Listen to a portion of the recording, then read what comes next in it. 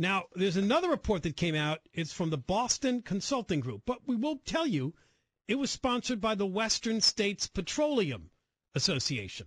The last segment, we talked about the California Manufacturers and Technology Association commissioning a report.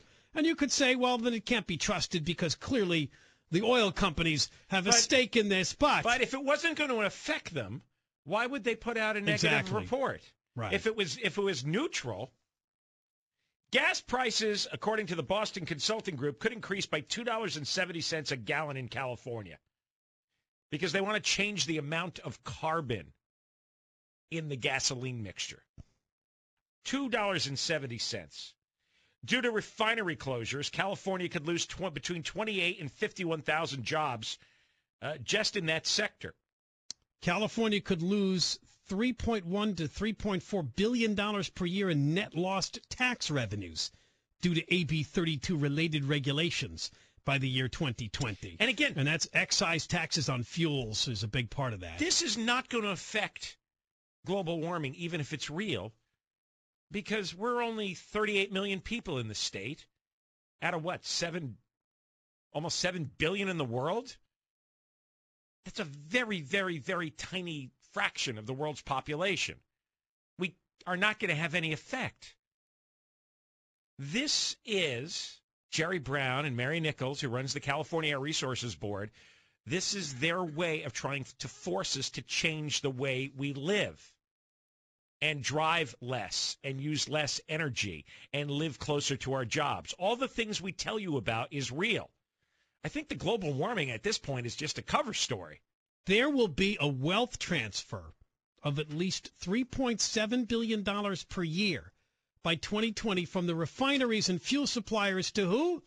The California Air Resources Board, because of their cap and trade purchasing allowance program. Remember, they're going to take in money. And we talked earlier about how there was a thought that they might try to use this money to pay for high-speed rail. Remember that?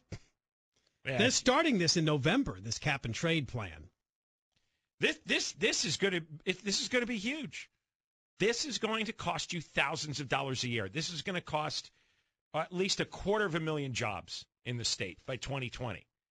And the clock is ticking. We've gone 6 years down the road. Implementation is going to begin now. And this is where you should be contacting Democratic legislators to stop this. This is extremely harmful, especially since, last I read, we may be moving back into another recession by late this year and early next year. This is going to accelerate it in California, which never climbed out of the last one. For practical purposes, the unemployment rate is still around 11%. And the real unemployment rate is still in the mid-teens because you have to count the people who gave up looking for work. And this report also mentions what we've often talked about. You may just be shifting the global emissions to another state. Let's say the cement manufacturers or other companies impacted by AB 32 decide, well, we're going to go to Nevada then and do what we do, right? So the net effect is zero.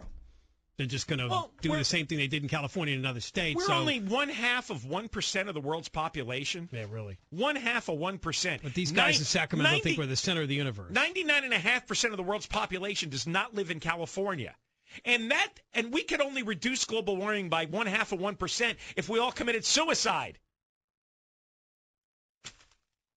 I mean, the amount of carbon, the amount of greenhouse gases we're going to reduce in this state compared to the world's greenhouse gas total is so tiny you couldn't even come up with a fraction or a decimal to explain it. All right. When we come back.